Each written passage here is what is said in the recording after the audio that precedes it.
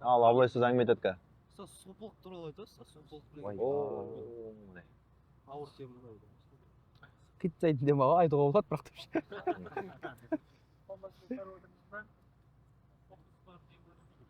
Жалпы сопылық дегенде де мынандай мәселе ғой. Жәбірейіл алейхиссалам түсті ғой. Пайғамбар саламға хадис бар ғой. Омардан жететін хадис. Бірде Пайғамбар салам бәріміз отырған кезде сахабалармен бір кісі кіріп келді дейді ғой.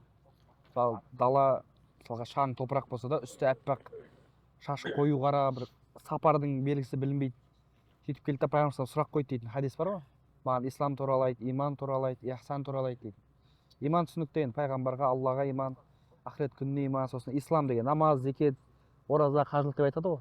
Одан кейін ихсан деп айтады да үшіншісі. Ихсан дегеніміз жаңағы Алланы көріп тұрғандай намаз оқу, сен оны көрмесең де, ол сені көріп тұрған білген халде намаз оқу деген хадис бар да.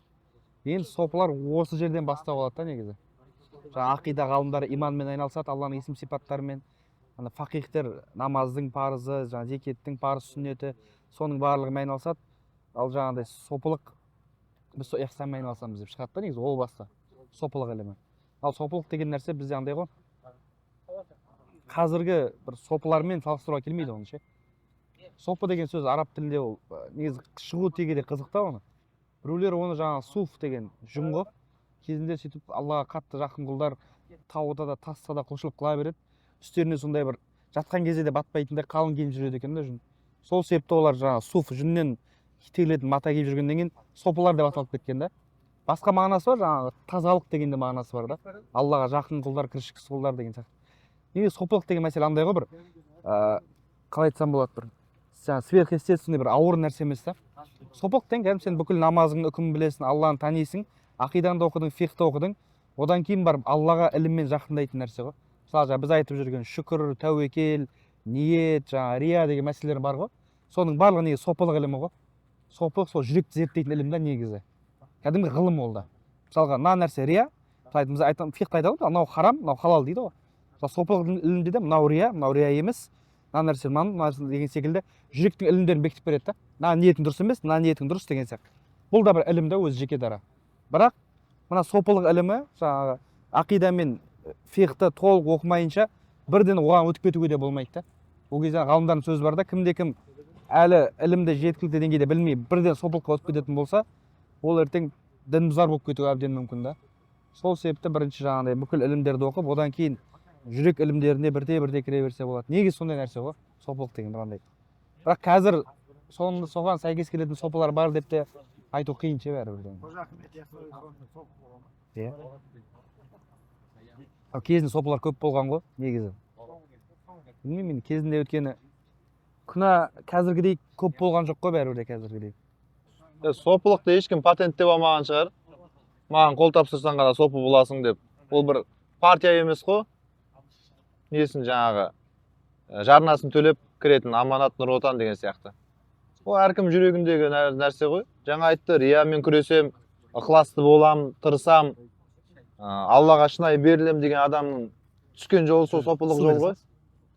Ал енді оған кіру үшін сен біреуге қол тапсыру керексің, біреуден рұқсат алу керексің десе, ол не болды ол? Ал Алланың діні емес па? Мысалға сен қазір ханафи мазхабын қабылдау үшін менен жаңағы справка алмайсың ғой? Дұрыс па? Матуриди болам ақидада десең, муфтияттан барып печат алмайсың ғой барып. Боласың, өзің жүрегіңмен таңдайсың да, соған қанағаттанасың, риза боласың да, қабылдайсың соны іштей. Ол сопылықты да солай жасау керек та.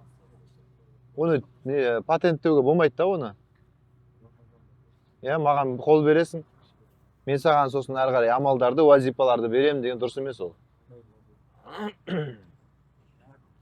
Деп ойлаймын енді, абылай не дейсің? Дұрыс па, дұрыс. Машалла. Негізі андай мәселе ғой. Кейбір адамдар болады ше. Мысалға сыртқы жүріс-тұрысына қарасаң, бәрі өз орында, намазы өз орында, жаңағы зекет, ораза, құлшылығы өз орында, умрасына барып келеді. Ешкімге рия жасамайды. Намазында ықыласты, ісін Аллаға тапсырып қойып жүре береді. Негізі ол өзінің әулие сопы екен білмей жүре беретіндер бар да негізі. Ол бір андай бір бәріне білдіріп, мен сопымын, мен әулиемін деп айтатындай нәрсе емес та. негізі көп адамдар мысалға имам Тахауидің ақидасында келеді ғой, әл-муъминуна куллухум аулия рахман деп. Мүміндердің барлығы да Алланың уәлиі дейді да. Алланың жалпы әулие деген сөз, уәли деген сөз Алланың досы деген мағына ғой негізі. Құранда аят бар ғой. Аллаху уәлиюллазина аману деп келетін да. Иә. Алла тағала иман келтіргендердің жақын досы деген аят бар да. Бұл жердегі мәселе, сен мысалға любой проблема шықса, досыңа барып бірінші айтасың, немесе бір басыңа қуаныш жағдай келсе, бірінші досыңа хабарласасың, осындай жағдай болып жатыр, қуаныш болып жатыр, сүйінші деген сияқты. Негізі уәлилер де сондай да, мысалға. Анау әулие дегендерде басына проблема келе ма, Аллаға барады. Жаңа қуаныш жағдай бола ма, қайта Аллаға барып шүкір етеді. Бір нәрсе болды ма, әйтеуір бүкіл ісін Алламен жан дос сияқты бүкіл ісін соған тапсырып, сонымен ақылдасып, сырласып, соған мінәжат ететін адам ғой негізі уәли деген. Әулие деген ше жалпы. Біз жаңа әулие десек, тек қана жаңағыдай бір мәсі сәлдеге барып жүретін адамдар емес жалпы. Еще караматы болып аспанға ұшу керек ол, сондай бір. Ондай нәрсе емес. Сол айтып жатқан, мысалы, мына жерде де қанша әулиелер отыруы мүмкін да, білмейміз да оны. Ешкім мән бермейді, дұға қылады, қабыл болады, оның біреуге қылған дұғасы қабыл болғанын өзі де білмейді, мысалға. Сондай адамдар көп негізі. Сол жаңа әулие дегенде сол бүкіл ісін жаңа Аллаға тапсырып, Аллаға жақын болған құлдар ғой негізі. Оны бір ана алыс жақтан да іздеудің қажеті жоқ та. Сондай мәселе жалпы. Сұрақтарың ауыр екен жігіттер. Сол ғой, әйел жамағат болса жеңіл сұрақтар болар еді. Жалпы қай медреседе оқисыңдар деп па? Мен сұрақ қойдым. Жаңа айтып отқан ойланып қалдым да. Мысалы, намаз оқитын адам, оқымайтын адам, екеуі де садақа жасау, жақсылық жасап жүр. Сол бір нәрседен тия ма? Мысалы, жамандықтан, садақамен жақсылық ше. Мысалы, күнәдан бір нәрселерден. Сақтай ма дейсің ба? Сақтай ма? Иә. Ол әр амал бөлек-бөлек өз алдына ғой. Мысалға, намаз оқитын адам, ол ораза ұстайды, немесе басқа да садақа береді. Сол сияқты намаз оқымайтын адамда сол нәрселер істеу мүмкін, бірақ ол намазы бөлек амал, садақа бөлек амал, ораза бөлек амал. Бөлек-бөлек есептеледі ғой ол. Соның істеген жақсылықтар кейін оны бір нәрсеге алып бара ма? Әлбетте. Мен айтайын, ол намаз оқымақ түгілі адам кәпір болады, мұсылман болмайды. Ақыретке сенбейді, Аллаға сенбейді, немесе серік қосады. Сөйтіп жүріп жақсылық істесе де, оның жақсылығының пайдасы болады. Осы дүниеде аяқта ма? Дүниеде. Өйткені Құранда Алла Тағала айтады, Худ сүресінде, бұл дүниеде жақсылық жасағандардың жақсылығын өз-өздеріне қайтып береміз толықтай. Оның еш нәрсесін, есесін зая кетірмейміз. Бірақ ақиретте оларға тозақ отынан басқа еш нәрсе бермейміз дейді.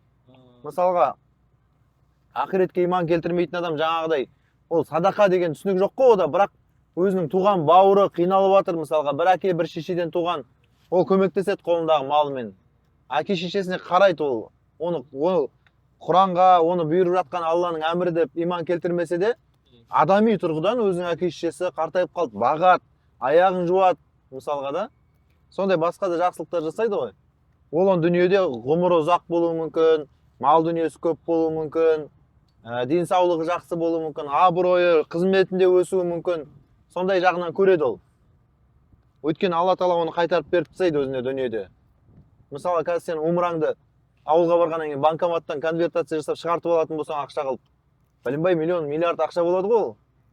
Ол кәпірге солай мәміле жасайды да Алла Тағала. Мен де есен қалып қоймасын дейді ғой. Ертең қияметке барған кезде, анау сауабын алып жатқан кезде, дәл соны мен де жасадым ғой деп айтса, сен дүниеде жеп қойдың оны дейді. Құранда азхабтум тойибатикум фи хаятикумуд дуния вастамтатум биха дейді. Сендер ол жақсылықтарыңды дүниеде кетіріп, рахатын көріп тастадыңдар дейді. Ал мұсылманның айырмашылығы пайғамбарымыз саллаллаху алейхи ва саллям айтады, оны дүниеде де көреді, сен ана умраңның рахатын дүниеде де жейсің. Жаңағыдай ғұмыр, денсаулық жағынан дүниеде де көресің. Ақиретте де аласың да. Және айтып тұрған себебім, ол кәпір болса да оның жақсылығының пайдасы бар деп тұрған пайғамбар саллаллаху алейхи ва саллям Омар мен Абу Жахилге дұға жасайды. Білесіздер ғой? Екеуі де мүшрик. Ахаббил умарайни илейк дейді ғой.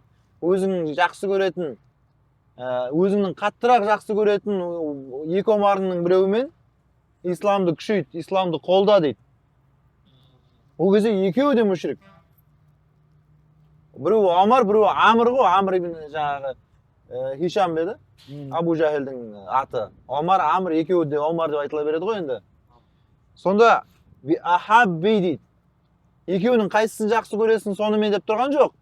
Екеуінің ішінде қайсысын қаттырақ жақсы көресің дейді. Алла тағаланың былайша айтқан кезде жақсы көруін кәпірге бағыттап айтып тұр ғой. Демек, олар сол кездегі адамдармен салыстырған кезде әділеттілік, ынсап, адамгершілік, туралық деген сияқты, жанашырлық деген сияқты қасиеттер бар ғой. Ол соған бай болды екеуі негізінде. Міне азамат деп айтатындай адамдар болды да. Сол үшін Омар радиаллаху анху Алла тағаланың таңдауы түсіп тұрды. Демек, оны исламға әкеліп тұрған не нәрсе? Жасаған жақсылығы ғой. Еліне, халқына жасаған жақсылығы, әділдігі, туралығы, өтірік айтпағаны, мүшрик болса да өтірік айтпаған ол, ешкімді алдамаған. Сонысымен исламға келіп тұр да ол. Алла тағала сонымен оны басқалардың ішінен таңдап тұр. Сол үшін ол кәпір болса да пайдасы тиеді деген. Жақсылық ешқашан далада қалмайды. Жақсылық ол ешқашан жерде болмайды. Енді кәпір соның рахатын көріп жатқан кезде намаз оқымайтын, бірақ мұсылман адам оны көреді ғой.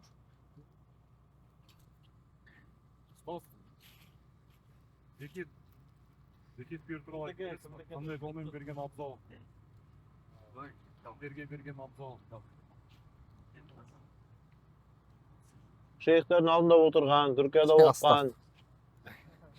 Мен ауыл молдасынан хат танығам ғой. Бұл кісі докторант қой, мен магистрант емеспін даже әлі.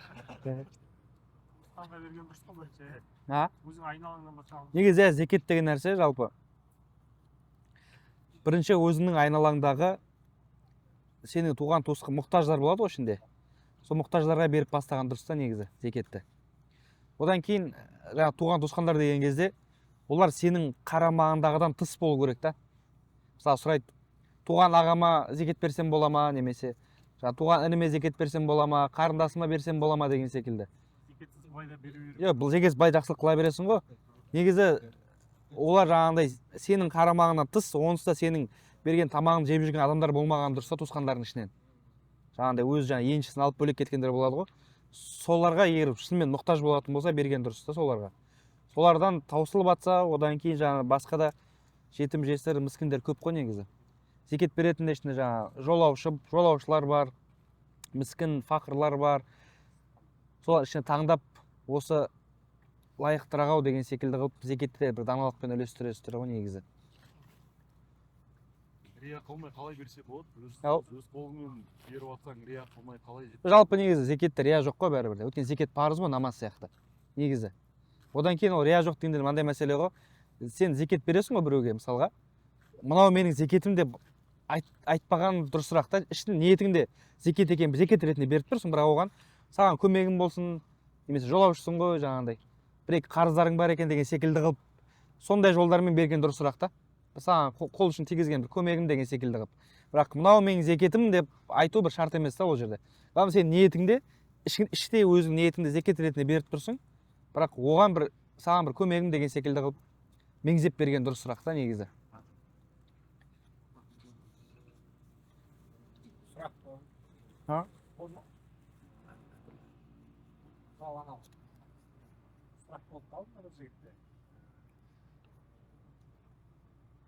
Себеп жасауды Алла тәуіп ету дейді айтады ғой. Иә. Себеп жасауды қай кезде тоқтатады деген сияқты. Мысалы, бір жала жабылды, адвокат жалдады деген сияқты ғой. Сөйтті де ана адвокатқа әлі де көңіл тыншымай тұр, тағы бір адвокат жалдады, тағы бір адвокат деген сияқты.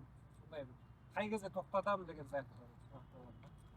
Негізі жалпы себептер жасау деген айтады ғой енді. Қалай деген мәселеде.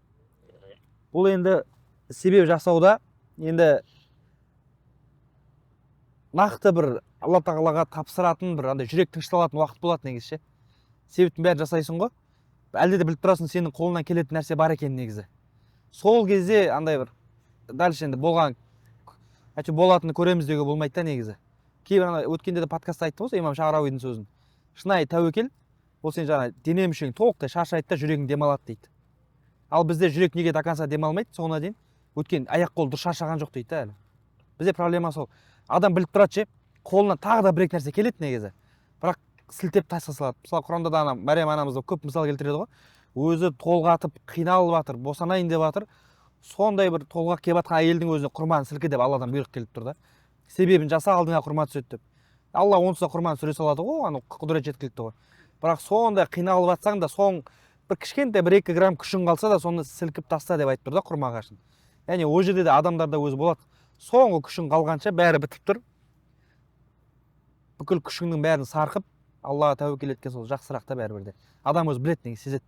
Оны Али Тантауи айтады да, сен уже білесің дейді, әлде де күшің бар екен.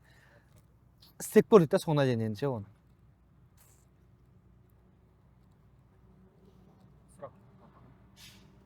Кейде анау отбасы жағына сараңдыққа мұқтажбыз, кейде ысырапшылдық жасап қоямыз. Сол екеуінің арасында балансын Отбасылық мәселе мына кісіге қоясыз. 10 жылдық тәжірибесі бар. білмей қалып сараңдық жасап қоямыз да, кей кезде наоборот ысырапшылдық жасап. Отбасыға ма? Жоқ, мынандай мәселе ғой. Жалпы отбасыға әйелдерге жағатын әңгіме болып кетейін тұр ғой. Ысырапшылдық деген нәрсе жоқ қой негізі. Енді отбасыға деген мәселеде ше, ысырапшылдық дегенде андай шектен тыс емес әрине, бірақ негізі Пайғамбар салам хадисі бар ғой.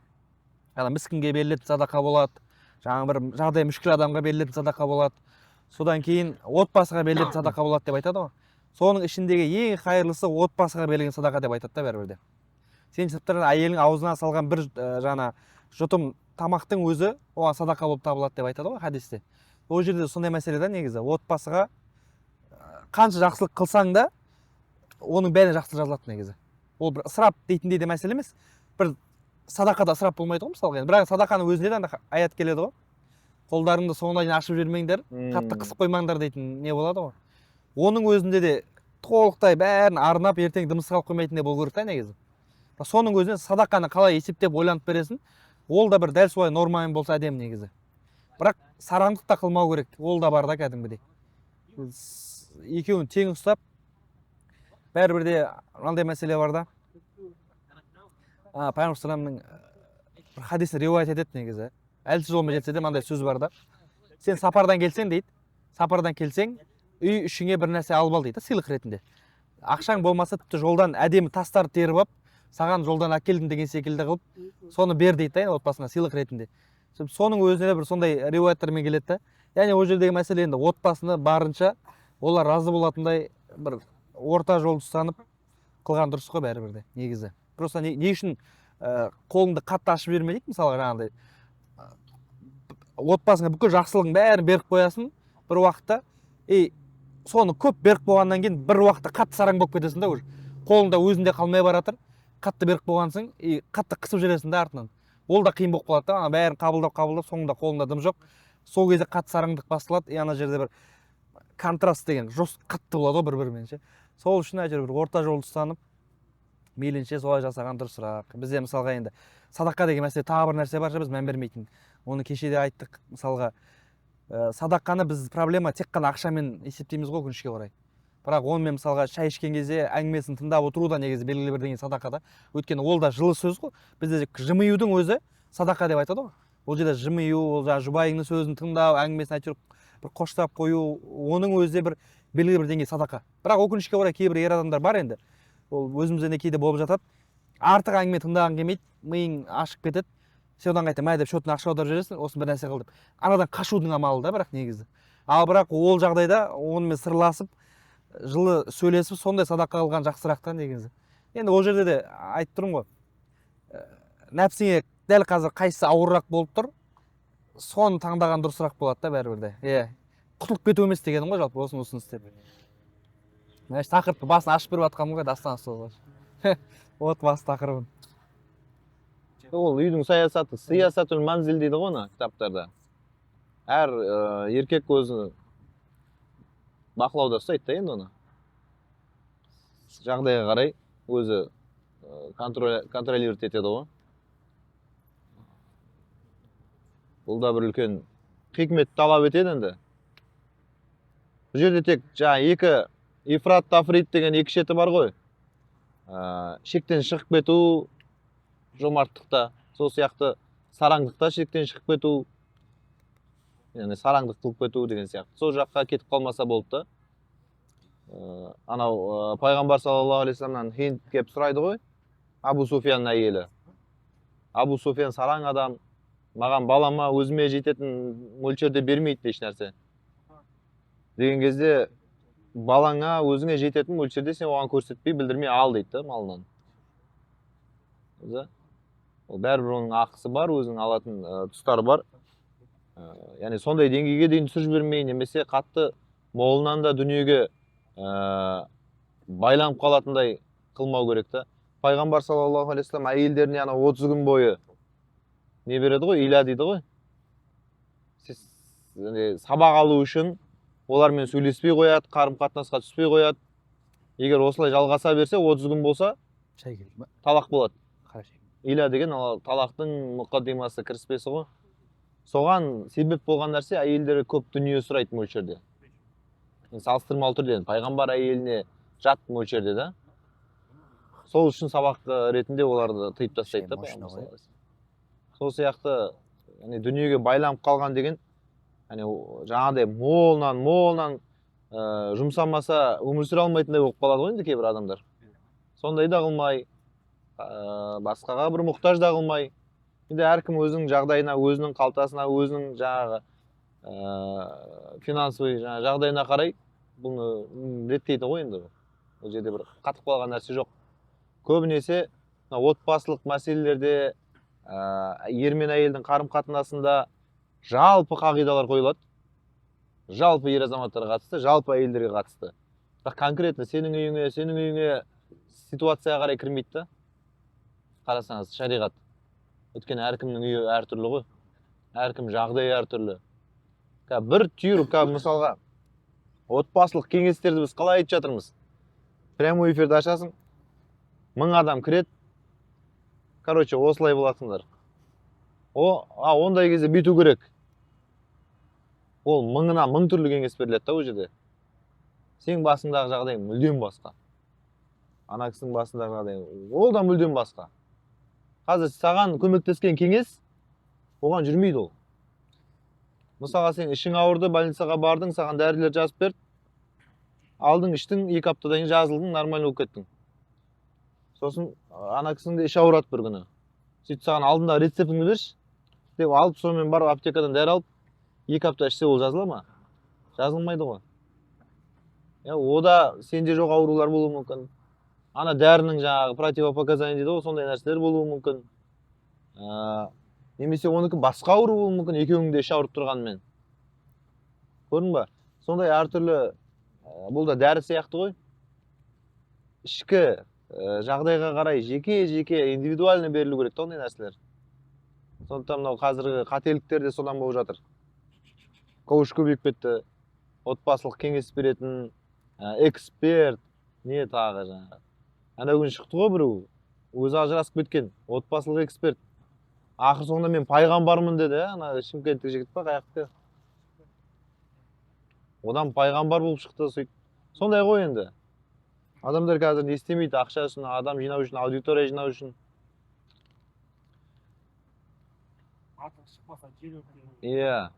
Сол үшін тіпті қарасай, Құранның өзі, хадистің өзі сенің өйтіп анау ішкі мәселеңе дейін кірмей, тек ортақ ережелермен ғана шектеліп тұрған кезде біз пенде неге өйтіп жалпыға бірдей ережелерді айтамыз?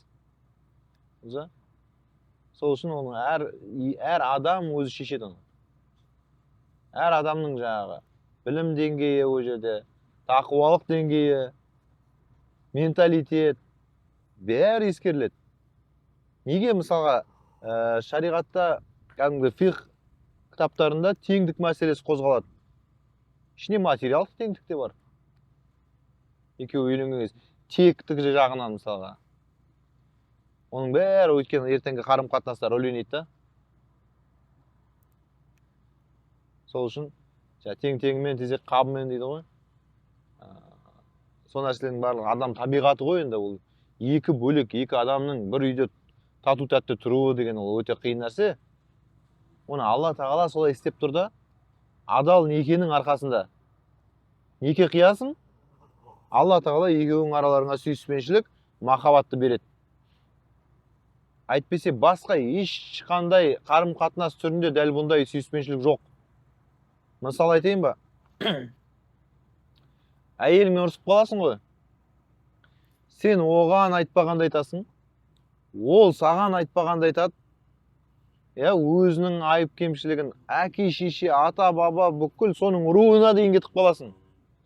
Бәрін түгендеп тастайсың. Енді осыдан кейін ертең көрмейтін адамдай болып беттеріңді жыртысып ұрсасыңдар да, кешкісін дым болмағандай бір төсекте жатасыңдар. Ал дәл сол ұрыс сенің туған, бір әке, бір шешенің туған бауырыңмен екі ортада болсыш, сен оны көрмей кетесің өмір бойы. Не то, что бір үйде тұрмақ. Көрмей кетесің. Немесе басқа қарым-қатынас, қандай да бір жақындық бар, байланыс бар адаммен болсыш, сондай деңгейдегі ұрыс. Болды, сен оны сызып тастайсың өміріңнен. Ал бірақ әйелің сенімен бір айда 30 рет ұрса да өйтіп, ондай болмайды. Алла тағала وَجَعَلَ بَيْنَكُمْ مَوَدَّةً وَرَحْمَةً дейді ғой. Сендердің араларында сүйіспеншілік, мейірім, махаббат орнатты дейді. Некеден кейін, некенің арқасында, некенің себебінен. Алла жасап тұрған махаббатта. Әйтпесе үйі бөлек, күйі бөлек, руы бөлек, семьясы бөлек, айдалада бір адам қалай ол тату-тәтті тұрады бір-бірімен? Қалай ол анадан кейін бір-бірін жақсы көреді? Алланың істеген да ол. Сол үшін де олардың араларын, жүректерін сен жарастырмайсың, ей пайғамбар. Оны біз жарастырамыз дейді ғой. Сен қанша тырыссаң да жарастыра алмар едің дейді. Алла да адамдардың арасында сүйіспеншілікті беретін. Бойдақтарға не айтамыз? Абылай айтады оны. Мен үйленгеннен кейін. Шәуәл айы міне. Имам Науидің сөзін өткізіп алдыңыз ғой. Қақ ортасына келіп. Шәуәл айында үйлеудің мұстахаб дейтін бар ғой. Ойба. Бізде үйлену тақырыбында енді айтатыны көп нәрсе жоқ қой негізі. Бірақ енді жалпы жекеге келетін сұрақтармен ғой негізі анализ жасайсың ғой көбінесе. Былай сұрақ қояды да.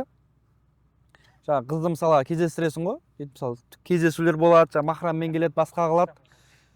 Бірақ что-то андай бір до конца біле алмай тұрмын дейді да кім екенін. Сен мысалға ол 10 жыл бірге андай 10 жыл бірге жүрсең де, сен бәрі үйленбестен оның кім екенін біле алмайсың негізі. Бізде андай үйленбей тұрып бүкіл сырын бәрін біліп алғысы келеді ғой. Қателік сол жерде да. Ол үшін үйлену деген нәрсе тәуекел ғой, тәуекел. Сенің қолыңнан не нәрсе келеді, соны жасайсың барынша. Өзің тақуа боласың бірінші, Аллаға тапсырасың, истихараңды оқисың. Қыздың сен қойған талаптарға сәйкес келіп тұр. Одан кейін артын қазбаламайсың ғой, негізі болды. Аллаға тапсырасың да. Егер шынымен де Алла тапсырғаннан кейін болмай қалатын болса, Алла өзі араларында алшақтатады да. Қайырлы болса қосады. Сол енді қазір бойдақтар көп жүріп қалатын проблема сол. Қызды біле алмай жатырмын, түсіне алмай жатырмын, мандай қылып жатырмын, мандай қылып жатырмын. Білсең алмас едің ғой. Иә, сол. Білсең алмас едің ғой деді ғой. Сол Аллаға тапсыру керек та бәрібір де. Сол жағы сәл қиындау болып тұр енді бойдақтарда. Білмей алып қою керек та сол үшін. Оны таныған сайын жек көре бересің ғой адам деген. Рас қой? Қазір мен сен не істеп жүргеніңді жаймен аңдысам. Білген сайын мынауың тым жақсы умраға келіп жүрген қажыма десем. Дейсің ғой бірден. Мына тірлігі мынауың не мынау дейсің ғой. Мешітке алдыңа келген кезде бәрі тақуа, бәрі жаңағы мұсылман. Күшті отырады. Сырттан не істеп жүргенін білмейміз ғой, кімнің не істеп жүргенін. Оны әрқайсысын біле берсең деген сау адам қалмайды ғой. Сол үшін пайғамбар саллаллаху алейхи айтқан жоқ па? Бір-бірлерің туралы маған ештеңе айтып келмеңдер дейді. Мен сендердің алдарыңа таза көңіліңмен шыққым келеді дейді. Мен білмеймін сен не істеп жүргенің жұмыста. Сен білмеймін ортаңда қандай екеніңді. Сен үйіңде не істеп жүргенін білмеймін. Білгімді келмейді. Сені тек осы мешітте күнде 5 уақытта көріп жүрген жамағат ретінде танығым келеді, солай саған мәміле жасағым келеді деп айтып тұр ғой. Қазір сені тани бастасам, кейде келеді ғой бізге де әйелдері жамағаттардың кейбір. Кәдімгідей ұрған кезде мына құлағына шығарып жүрген сондай не бар жындылар. Мынауың үндемей жүріп дейсің ғой мысалға. Сол сияқты ондай мәселелерін біле берсең, адамды алыстата бересің ғой өзіңнен. Сен толықтай танып алғың келеді, толық танысаң сен болды, саған тек баяғы салихалы өлген қыздар ғана ұнайды, тірілердің ешқайсысы ұнамай қалады ғой. Сол үшін примерно білесің, жобалайсың, қалғанын аласың ғой сөйтіп. Ана бір арқасын көресің. сөз бар ғой. Ешқандай ғалымның өмірбаянын әйел жазбаған дейді. Ол әйел біледі ғой ғалым үйде қандай екенін. Негізі ғалымдардың өмірбаянын шәкірттер жазған ғой артынан. Біздің шейх осындай еді. Өстіп кітап оқитын, өстіп намаз оқитын, бірге осындай сұрақтар қояды. Әйел біледі да үйде қандай екенін. Әйел мойындамайды ғой күйеуінше бәрібір. Қанша не болса да ше. Сол жағада сөйтіп алыстан сыйласып сондай кезде үйленіп алған дұрысырақ. Жаңа коучтар туралы әңгіме болып жатыр ғой негізі. Адхам Шарқауи айтады да. Неге қазір отбасы көп ажырасады дейді да жаңағыдай. Психологтарға барады, басқаға барады, отбасы мамандарына барады деген кезде басты бір себеп отбасының тіпті ешкімге айтылмау керек сырлар айтылады дейді да, өкінішке орай сондай бір жерлерге барған кезде. Анау Сальман әл Фарисиге үйленген кезде, енді сахаба ғой, үйленген кезде ona келіп айтады ғой. Жаңа жеңгеміз қалай екен деген секілді сұрақтар қойған кезде айтады да ол кісі. Алла тағала жаңа есік пен терезені ішіндегі дүние көрінбеу үшін жаратты дейді. Оны мен ашпаймын дейді да, бәрі үйде не болып жатқан. Біздегі проблема сен үйінде болып жатқан нәрсені келесің да прямой эфирге біреуге қойып жібереді, осындай болып жатыр, не істеймін деп. А ол шынымен дұрыс емес та негізі. Сол мейлінше әйтеуір енді Алла тағала жасырған нәрсені ашуға тырысу да дұрыс емес қой бәрібір де. Жүре берген сайын таңдай бересің, так что жүре бермеу керек. Екі көзінің арасы алыс дейді ғой біреу. Шынды айтады ғой. Қай жер ұнамайды саған сен? Екі көзі арасы алыс дейді ғой. Сол сияқты жүресің ертең. Ана жер андай екен, мына жер мындай екен деп. Ол сен туралы да не айтып отқан құдай біледі, мысалы қыздардың. Шамалы адам өзіне. Сосын қателеспеймін деген нәрсе болмайды ғой. Пендеміз ғой. О, дәл сондай қылып мен өзім ойымдағын тауып аламын деген. Бәрібір Алла тапқызбайды саған. Бір-біріңе адамдарды бір-біріңе сынақ еттік дейді ғой, сені оған оны саған сынақ етіп тұрды Алла тағала. Қалай ол бүйтіп сарт етіп үйлесе қалады? Анау неде бір кітапта жазыпты. Кейде адам өзі сияқты өзіне ұқсайтын адамды іздейді дейді да.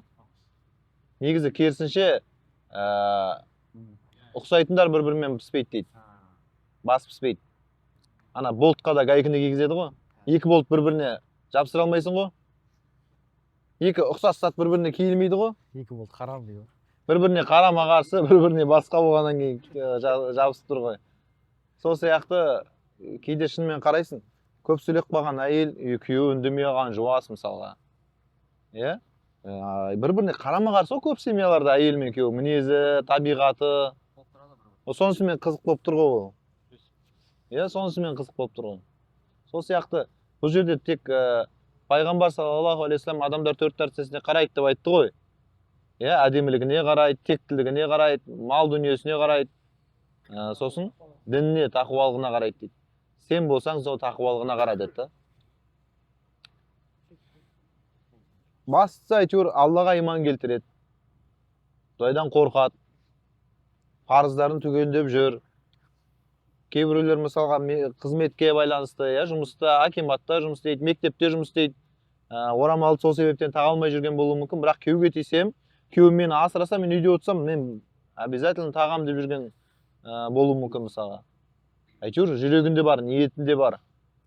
Немесе намазды оқымайтын болса да мен міне намазға жығылғым келеді, тек жаныма демеу болса, соны түсінетін, жанында қолдайтын адам болса деп жүргендер бар мысалға. Кейбір отбасылар бар шынымен де, қыз бала ғой енді. Намаз оқиын десе, оның әкесі коммунист, шешесі мүлдем қарсы ондай нәрсеге. Айналасында бауырлар, ағайындары тек бірден жеп қояйын деп тұр талап. Ол өзіне қорған іздейді ғой. Намазхан бір жақсы жігіт болса, мен соған жер едім да, сыртына қарасаң ондай ойда жүрген адам емес сияқты, бірақ мысалға да. Сондай да болуы мүмкін. Сондықтан жалпы алғанда әйтеуір жобасы келіп тұрса, асықтыру керек қой барынша. Пайғамбар саллаллаху алейхи вассалам Абдулла ибн Масуд айтады ғой, біз пайғамбарымыз саллаллаху алейхи вассалам алдында отқан кезде жас жігіттер жиналып дейді. Бізге үйленуді өсиет етті дейді. Сонда шабаб деп айтады ғой. Жастар. Имам Науаи айтады, бұл жердегі жастар үйленіңдер деп асықтырып жатыр ғой. 30-ға толмағандар дейді. 30-дан кейін уже басқа сөз қолданылады, бұл жастар қатарына жатпайды. Көрдіңіз? 30-га толмаған, ол жерде құдай біледі 22 жасар балдар шығар. Солардың өзін үйлөніңдер деп жатыр да. Сондықтан қазір 22-де оқуды да бітіреді ғой. Университет бітіреді ғой. Жұмысқа тұрады. Күтіп жүре бермеу керек. Ол жаңағы анауымды жасап алам, мынауымды алып алам. Үйленгенге дейін сен айына 2 миллион, 3 миллион айлық тапсаң да дүние жиналмайды қолыңа. Өткен сен бойдақсың. Сенен сұрайтындар көп. Қарыз сұрайтындар көп. Семьясы бар, ана қиналып жүрген ағаңды көресің, тәтеңді көресің. Сосын соларға апарып бересің, анаған көмектесесің, сөйтіп әркім жарылқап жүрген кезде 40-қа келесің да. Рас қой. Үйленсең әйелің, бүйтет шамал кішкене, өзімізге де керек, жынсың ба? Бере берме бәрін деп. Сосын жаймен дүние жиналады шамал. Ол жағынан емес, сен жалпы айтып отқан береке бітеді ғой, береке. Құранда жаңағы «Иякуну фуқара юғнихимуллаху мин фадлих» дейді ғой, араларындағы жас бойдақтарды үйлендіріңдер. Егер олар кедей болса, Алла өз кеңшілігімен оларды байытады дейді. Ризық сол кезде көбейеді. Мал дүние сол кезде жиналады. Мал екеу болмай, бас екеу болмай, мал екеу болмайды дейді қазақта. Ол екеуі бірікпейінше, ортақ мақсат қоймайынша. Қазір саған үйде керек емес мысалға. Машинада қонып жүре бересің. Үйленгеннен кейін үй алып алу керек екен ғой дейсің. Үй алғаннан кейін дүние мүлікті түгендейсің. Оны түгендегеннен кейін тағы жаймен жинай бересің да. Ұқыпты боласың, кішкене ақшаны да пысықтайсың. Қазір жомартсың ғой, қазір бойдақ кезде жомартсың. Суперменсің. Бәріне көмектесесің. Ол адам үйленгеннен кейін әйелің сені тәрбиелейді. Рас. Сен қазір анау қалай болса солай жүріп тұрасың, қалай болса солай сөйлейсің, тамақта қалай болса солай ішесің. Жаймен жүріс-тұрысың түзеледі, жөнделеді, ақыл кіреді. Неге жаңа үйленгеннен кейін адамдар кәдімгідей есейіп қалады? Өйткені сен бәрімен сыртта араласасың ғой, бірге тұрмайсың ғой ешкіммен. Жұмыста араласасың, мешітте араласасың, сапарда араласасың. Бірге тұрып көрсең олармен. Ана әйелімен сен бірге тұрасың да. Ол жерден неше түрлі қарым-қатынаста қиындықтар болады, оны үйренесің. Бұлай сөйлемеу керек екен, бұлай жасамау керек екен, өйткесінен айтпау керек екен деген сияқты кейбір нәрселерді үйренесің. Адам өзі есейеді, ақыл жинайды, мінезі жөнделеді. Сонымен жөнделеді да мінез. Солай ма, былайса не айтасыз? Иә, солай.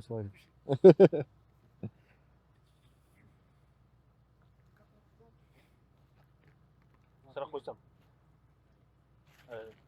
Бес уақыт намаз бастағаныма жыл жарымдай болып, бастап бір кезде қызықпен, қызығушылықпен аса қатты бес уақыт намазды уақытында оқып, қаза қылмай деген сияқты. Шайтан ойсалар, нәпсіге беріліп, таң намазға тұру қиындап жатыр да. Соған қандай лайфхак деймін ғой. Лайфхак десе айтсаңыздар сондай. Аллай.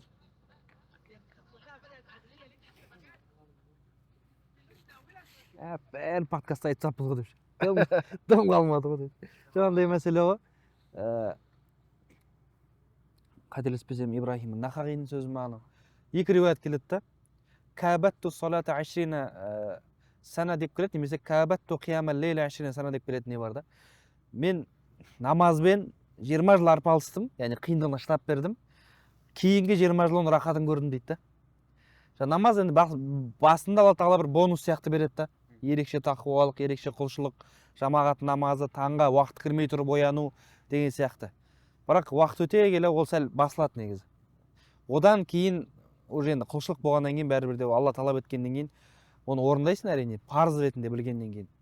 Бірақ соған сабыр етіп меніңше сәл шыдай тұрсақ, 10-15 жылдан кейін алғашқы кездегі негізі қайттан келеді бәрібір тақуалық ше. Ол да бір андай бір саға деген хадис бар ғой бәрібір де. Бірде былай деген сияқты. Одан кейін енді жаңа заманымыздағы ғалымдар айтады бәрібір де. Негізі тақуалықтан кететін, тақуалықты ұстап тұратын жалғыз нәрсе білім ғой. Одан басқа нәрсе жоқ дейді негізі бәрібір де. Енді адам намазы енді бастаған кезде өзінің деңгейінен жоғары білімдер болады адамда бәрібір де. Намаз бастайды ең бірінші. Аз уақыттың ішінде көп нәрсені біліп алады ғой. Мынандай болмайды екен ғой, мынандай болады екен ғой, мынандай болмайды екен ғой деген секілді. Сондай білімнің буымен намаздың кайфы бөлек болады бәрібір де. Одан кейін бір қарасаң намаз құлшылығың бәрі көп, бірақ білімің сол бастапқы деңгейде қалып қойған да. Сол жағы сәл қиындау болады негізі. Сол үшін де білім аласың, құлшылық қыласың, тақуалық. Мен уағыз айтып тұрған жоқпын білім деген кезде. Білім деген кәдімгі кітаптардан оқитын, кәдімгі дәрістер тыңдау бар ғой. Мысалы, сираны 100 сабақ тыңдап шығу өзі қандай білім да кәдімгідей. Ол уағыз емес, кәдімгі білім. Уағыз да керек, әлбетте. Мысалы, аптасына 1 рет тыңда, 2 рет тыңда. Бірақ білімде ол Алла тағала бір өзінің уақытын садақалы кешен видео салдым ғой. Сол Адам Асеми деген ғалым айтады ғой. Біздегі жаппай мұсылмандардағы проблема ақшасын бәрін садақа қылады, өзінің бүкіл жақсамаларын садақа қылады, бірақ Алла тағалаға аптасына 1 сағат уақытын садақа қыла алмайды дейді. Яғни 1 сағат уақытын садақа қылу деген сөз, 1 сағат Алла жолында бір нәрсе үйренші, Алла саған оның жемісін береді дейді. 1 сағат қана бір білім үйренсең, Алла тағала саған оны 10 есе тіпті 700 есеге арттырып береді дейді ол жерде. 1 сағаттық білім, Аллахым мен сізді дінге үйрену үшін арнайын бетін болсаңыз, тақуалықта барлығы да бірте-бірте келеді. Сол айтқым келіп тұрған нәрсе енді ол жерде тақуалықты ұстайтын нәрсе дегенде жалғыз жолы білім ғана негізі бәрібір ше. Бәрібір де білім. Мысалы қарапайым енді өзімізден де білеміз ғой, білім жолында жүрді деп айтуға да келмес, бірақ сонда да 3-4 күн, 5-6 күн білім алмай сәл бір қарайып қалатын болсаң, уже бірте-бірте намаз шығатын уақытқа таяп сондай бір құлшылықта біраз секіріп кетеді. Сол жағда қиын. Сол үшін бізде ұстаздар әрдайым айтады, кітаптан шаршасаң да ілімнен шаршама деп айтады да. Мысалы кітап оқуға уже бол шаршап тұрмын дегеннің өзінде жатар кезде 5 минут бір нәрсе тыңдап жат дейді да бәрібір. Сен уже ілімнен кішкентай бір ажырап қалдың ба, судан шығып қалған балық сияқты болып қаласың дейді да. Басында бір-екі амалын жасап кейін мүлдем сол күйге қарайып қаласың деп айтып тұр ғой енді. Сол үшін шығып қалсаң да бәрібір де осындай ілім мәжілісінен, ілім ортадан, бір жамағаттың ортасынан, күн сайын бір нәрсе үйренетін ортадан тыйылып қалмау керек бәрібір де ше. Сондай мәселелер бар енді. Сосын өз-өзін қамшылап отыру керек қой. Мысалы, намаз оқудың сауабы, артықшылығы жайында неше хадис бар мысалы? 1000 хадис бар деп айтайықшы. Одан көп қой негізінде. 5000 ба, 10 000 ба хадис бар шығар? 1000 хадис бар деп алайық. Енді сол 1000 хадисті, хадис деген пайғамбар саллаллаху алейхи вассалам сөзі ғой енді. Пайғамбарымыз осындай бір отырыста отырып, так, бірінші хадис, екінші хадис деп айтып шыққан жоқ қой. 1000 рет намаз туралы тема қозғау үшін, әңгіме қозғау үшін, оны қызықтырып, сауабын айту үшін неше жыл уақыт керек? Иә? Демек, тұрақты түрде ауық-ауық аптасына 1 рет, айына 1 рет намазға қызықтырып тұрған ғой. Сауабын айтып тұрған, мешітке келіп оқы, ерте тұрып оқы, уақытында оқы деп. Демек, адамға постоянно не керек? Уағыз керек. Я білім алу керек, одан бөлек. Ол жерде бар біреуден тыңдау шарт емес. Өзің бір жерге жазып қой да, соны қайта-қайта өзіңе оқып беріп отыр. Таң намазының сауабы, таң намазына тұрмай қалғанның күнәсі деген сияқты 2 хадисті қайталап отыр өзің мысалы. Еске салу ғой жерде. Оны ұмытып қалмайсың сен, мәтінін ұмытып қалмайсың. Сөз ол баяғы сен 5-ші класста жаттаған хадисің мәтіні есіңде тұрады. Әсері кетіп қалады. Қайта-қайта айтып тұрмасаң, әсері кетіп қалады. Сол үшін де бұл сондай бір керемет нәрсе да, аят, хадис деген сен оны оққан сайын жаңара береді ол. Оққан сайын бірінші рет оққандай әсер бере береді ол. Жай сөз емес қой ол. Ол аят, хадис ол жай сөз емес. Ол менің сөзімді ұмытып қаларсың, екінші рет оқы, білем оны естідім ғой дерсің. Бірақ бұл арға келген кезде адам жүрегі, көңілі ондай емес. Қайта-қайта оққан сайын сен, қайта-қайта жаңадан оққандай әсер ала бересің.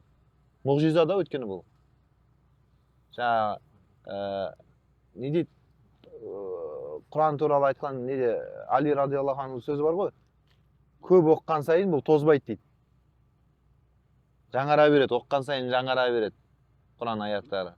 Оның ғажайыптары бітпейді, таусылмайды деген сөздер бар ғой. Сол сияқты бұл әсері бар сөз да, бұл әсері бар сөз. Алланың сөзі, елшісінің сөзі. Сол үшін жаңағыдай адам өзін намазға ауық-ауық шабыттандырып тұру керек, қорқытып тұру керек, күнәсін есіне түсіртіп. Иманы әлсіреуімен ортада әсер етеміз бе? Әлбетте, обязательно. 5 уақыт намаз оқиды, ағамда бар ғой. Иә? Карта ойнайды, азартымен ойнайды, ойнайды. Иә. Соны кеше айтып жатырмыз, оразаның қалай өтіп кеткенін де байқамадым. Не істесем болады, не істесем болады. Енді орта деген Орта деген сенің әйелің емес, туысқаның емес. Оны тастап кетсең де ешқандай күнә емес қой. Біз неге тастай алмаймыз ортаны? Ұнайды бізге өткені. Білеміз, мына жағынан зияны келіп жатыр. Я кешегі оразаны өткізіп жіберді, осындай қылып, өйтіп жіберді, бүйтіп жіберді, намазыңды қаза қылып жіберді. Біліп отырмыз, оны ақыл ғой, біліп тұрған. Бірақ нәпсі жақсы көріп тұр да оны, қимаймыз. Неге тастап кетпейсің деген кезде ана сылтау айтамыз. Енді баяғыдан араласып жатқан жолдастарым ертең бүйтеді, ренжиді, басқа деп айтамыз, бірақ өзің жақсы көріп тұрсың сол жерде. Ортаны көрдіңіз ба? Сол да мәселе, сонда проблема сол жерде болып тұр да, мына жер жақсы көріп тұр оны. Ақыл турасын айтып тұрғанмен де, сен мынау дұрыс емес, сен басқа жаққа кет деп турасын айтып тұрғанмен де, бірақ нәпсі жақсы көріп тұр, әлі қимай тұрмыз да. Сол үшін оны таңдауын жасау керек қой. Қара шай болса. Иә, махаббат ашу керек басқа жаққа. Бізде жаңа проблема өзі жалпы баланстан тұрады ғой жүректің мәселелері. Мысалға жаңа дүниені сендер көп жақсы көресіңдер, артық жақсы көресіңдер деп сөгеді Алла Тағала Құранда. Бірақ жалпы жақсы көресіңдер деп айтпайды еш жерде. Яғни жазғы формасында да. Бәл ту'сирунал хаятат дуния. Сендер дүниені ақиреттен артық жақсы көресіңдер. Уал ахирату хайру ва абқа. Ал ақирет болатын болса, одан жақсырақ, мәңгірек. Енді мәңгі деген сөз ғой. Сол сияқты хуббан жамма, өте шектен тыс жақсы көресіңдер деген жерлерінде ғана сөгіс бар да. Жалпылама, иә, ол жақсы көру деген нәрсе болады. Бірақ ар жақтың деңгейі жоғары болу керек, ақиреттің деңгейі жоғары болу керек. Мәселе сонда да. Сәл анадан асырыңқырап жүрсе жеңеді да ол. Бәрінде де демалуға, күнәға деген әуестік бар. Бәрінде де рахат, ләззатқа деген әуестік бар. Намаз оқитын адам неге оқып жүр намазды? Ана ләззатқа деген махаббатты жеңді да ол, сәл асырды мына жаққа деген махаббатты, ақиретке деген махаббатты. Сәл асты, намазға жығылды ол. Солай балансты шамалы асырып отыру керек, асырып отыру керек.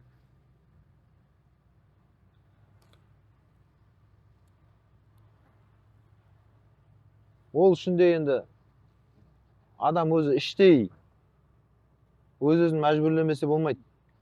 Мен қанша сен мысалға жаңа бауырыңа бар уағыз айта берейін, оған қанша жерден ықпал ете берсін адамдар.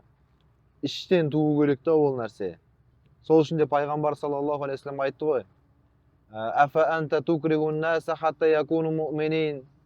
Сен адамдарды мәжбүрлеп мұсылман қылмақшысың ба дейді. Мәжбүрлесең мұнафиқ болып кетеді. Бәрібір іш қабылдамайды, оны көрдің ба? Мәжбүрле, қина, қысым көрсет, ол сырты мұсылман болады, іші бәрібір кәпір болып тұрады. Сол үшін ол іштен туу керек, іштен. Әл-Фарабидің де жаңа илзамун нафси деген теориясы бар ғой. Ішкі өз-өзін мәжбүрлеуі адамның. Мен мысалға сені күнде барып таң намазыңды қадағалап тұрғызып жүре алмаймын ғой. Әркімнің өзіне қалдырылады да бұл мәселе. Оқыдың ба деп тексермейді ешкім. Адам өзін-өзі тұрғызып жүр күнде. Ол қандай күрес? Біз әшейін ойлаймыз, ол намаз оқып жүр әшейін. Намаз оқып жүргенмен андай ғой, мындай ғой дейміз. Бірақ соны не күш, не құдірет таң намазда тұрғызып жүрген. Ешкім көріп атқан жоқ, ешкім біліп атқан жоқ. Оқыдың ба деп сұрап атқан жоқ. Тұрса да, тұрмаса да айналадағы дүние өзгеріп атқан жоқ, өзгеріп кетпейді. Бірақ соны бір күш төсегінен тұрғызып, дәрет алғызып, намазын оқызып, қайттан жатқызып жүрді. Ол ішкі өзінің күші да, оның жігері ғой. Сол үшін де адамға жігер керек, өзінің ішінен бір не, жаңағы мәжбүрлік болу керек та. Оған тек сіз уағыз, білім жағынан ықпал ете аласыз. Бірақ бәрібір ешкімді иннака лан тахди ман ахбабта деді пайғамбар саллаллаху алейхи вассалам. Сен жақсы көрген адамды тура жолға сала алмайсың. Валакинналлах яхди ман яша. Бірақ Алла өзінің қалағанын тура жолға салады деді. Біз тек себебін жасаймыз. Уағызымызды, насихатымызды айтамыз. Алла келеді қаласа. Сондай нәрсе. Бірақ енді бауырларға біз жақтан ықпал болу керек. Насихат болу керек. Иә. Жаңа мұсылмандар бір-біріне не сияқты дейді ғой, жаңағы құрылыс сияқты бір-бірін күшейтіп тұрады дейді. Рухани тұрғыдан да солай да. Мен қазір мысалға екеуміз көрісіп тұрсақ, жүрсей, мешітке барайық деп тұрсам, сол себеппен мына кісі барып жүреді да. Ол келеді де маған айтады, Шәуәлдің 14 күні қалыпты ғой. Шәуәлді ұстап тастайық, 6 күн ұстап тастайық деп ол маған оразаға себеп болады. Бір-бірімізге не қыламыз. Шәуәлдің 6 күн Үзбей ұстау шарт емес. Жалпы осы айдың ішінде 6 болса болды ғой. Мен қақ ортасына келіп тұрмыз айдың осы кезде. Бәдір дейді осы айды. 14 күндік толған ай. Кеше мысалы алдын күні сабақ беріп жатыр ғой. Сол кездерде мысалы неге осы сұрақ, осындай сұрақ қоймайды деген, осы тақырыпқа байланысты осы сұрақ көрмейді деген сияқты сұрақтар бар ма? Әйелдер ғой қойып жатқан. Жалпы да. Мен осы кезде осындай жауап беретін. О. Қалай естімей алдым. Лайтагуса әл деген сұрақтар бар ма дейді. Мыналар неге мынаны сұрамайды деген. Кеше болды. Ана айтуды ұмытып кеттім, осындай мәселе бар екен. Неге мына ешкім сұрамады деген сұрақтар болды кеше. Сол деп жалпы бар деген мұндайлар. Айтпаймын оны деп. Менде сұрайды ғой бәрі. Мысалы неге сұрақ жауап беремін ғой рилстарда кейде. Мен айтамын ғой, мен адамдардың сұрағына жауап бермеймін деймін да. Менде жауаптар о бастан ойымда жүреді, соған сұрақ іздеп отырамын ше. Мынаны қойды ғой сұрақты деймін, іздеп отырамын да. Жалпы солай да енді. Менде құмар ойын туралы әрине деген сияқты. Өзіміздің арамызда балдарда болған. Көп қарызға түсірді да, олай жақта. Олай болу керек болды ғой дейді. Мен айтамын, сен не үшін өзің істегеніңді жаңағы Құдайға жауап қойып жатсың. Мойындамайды ғой. Оның бір қандай өзіме білім жетпеді оған бетіне басып қойды. Бол, қазір жақсылап тыңдап алыңыз. Конкретно бір шама шегесіне ұратын бір жауап қойды. Сен не үшін өйтесің десем, ол олай болу керек болды дейді. Мен айтамын да оған, жаңағыдай жолда ДТП болсаң, немесе жаңағы үйің су басып кетсе, ол солай болды дейді. Жоқ, олай емес дейді. Жаңағы ол да жаңағы найзағай түсіндік. соның ішіне кіріп кетеді дейді, ол мен істеген дейді. Мен сізді естідім болды ғой. Жамандай мәселе ғой негізі. Енді ол жерде бәрі түптің-түбінде өз нәпсін ақтау ғой, қалай болса да. Өйткені, яғни өзгермейтін тағдыр бар әрине. Сенің осындай болып туылуың, әке-шешең осы адамдар болуы, сені жаңа қазақ болып туылуың, ер адам болып туылуың, сен бұған ешқалай әсер ете алмайсың. Ал бірақ туылғаннан кейін, уже балиғатқа толғаннан кейін бүкіл іс-әрекетке өзің жауап бересің да. Өйткені ол сенің таңдауың болды. Ол сен таңдаған себептен, сол нәрсені сенің таңдауың болған себепті Алла саған күнә жазады да. Алла тағаланың тағдыры деген сөз, ол жалпы сен осылай жасасын деп емес, пәленше ертең осылай жасайды деп өзінің алим барлығын білетін сипатымен жазылған нәрсе ғой тағдыр деген. Құлдардың бәрін жаратты, рух үрледі, олардан раббыларың емеспін деген кезде әрине де барлығын істеді. Одан кейін барлығына қияметке дейін өлген уақыттарына дейін мұршат берілді. Сол уақытта олар не істейді екенін алдын ала Тағала өзінің болашақты білу есім сипатымен тағдыр жазып қойды. Бірақ мынаны істесін деген жоқ, яғни осыны істейді деп жазып кетті да. Ал ол жерде істеу сол адамның тікелей өзіне қатысты. Ол ешкімге ол жерде басқа біреу жауапкершілік артыра алмайды да. Сен жазғаннан кейін осылай істедің бе? Сен солай істейтін болғаннан кейін Алла соны жазды да. Сондай мәселе бар жалпы. Сол кезде басынан бір қойсаң, солай болу керек болды. Сен жауап бергенде бар ғой, баяғыда ғалымдарда да бар ондай. Сосын бір мәселе бар. Осымен сөзімізді аяқтайық. Пайғамбар саллаллаху алейхи вассалам айтады. Жаңағы пайғамбарлардың бәрі кездеседі ғой Исра түнінде. Сол кезде айтқан шығар. Адам алейхиссалам мен Муса алейхиссалам кездеседі. Сосын Муса қағытпа дейді ғой, қағытпа сөйлеп Адам алейхиссаламға тиіседі. Бәріміз соның кесірінен жұмақтан қуылып жүрген адам сенсің бе дейді. Жемегенде тыныш жүретін едік қой деп тұр ғой. Сонда Адам алейхиссалам мен жаратылмай тұрып 40 жыл бұрын жазылып қойған нәрсеге мені жазғырасың ба дейді. Мен негінен бар өже жазылып қойған деп жаңа әңгіме айтып тұр ғой. Сосын пайғамбар саллаллаху алейхи вассалам адам Мусаны жеңіп кетті деп үш рет айтады. Енді осы жерде имам Ашғари бар ғой, Ашғари ақидасын негізін қалаған. Сол кісі осы хадиске айтады, Adam bir günah isteydi. Odan толық tövbe etedi. Толық tövbe etedi, şartların bärini orundaydı. Boldu, o günahını unuttu. Birak unuta almay atır, janын жii берет, özüni özü kınalay, жазgıra берет. Ana arıla almaydı ana bir kinalı, özün kinalı seziminden. Sonday кезде gana endi boldu goy endi dep taqdırga ısırıp arxivge salып onu jaup tasasaң bolat deydi. Sonday şartı ben gana. Sonday кезде gana. Жаңағыдай жан жақтан басқалар тесіп немесе өзің ішіңде бір маза бермей тынышсыздық болып жатса, алға сені жылжуға ары қарай жаңа тәубе кеткеннен кейін күнәсіз адам сияқты дейді ғой пайғамбарымыз, сондай тазарады дейді ғой. Сол енді жаңа бір өмірдің жаңа парағын бастауға саған кедергі болып, ана артыңнан қалмай жатса, енді болды енді маңдайым жазылғанда не істеймін деп кесіп тастауға болады мына жерден шарт еткізіп. Сондай кезде ғана. Бірақ оны істеп жүр, мен маңдайыма жазып қойған, мен осылай, мен несібемді осылай жазып қойған менің деп қойып жүру, ол жала жабу болады. Алла разы болсын, жігіттер.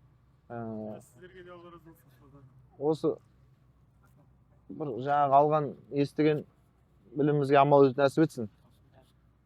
Серік болсын, ұстаз бір жақсылап дуа жасап жүрсінші. Машалла. Албай дуа жаса.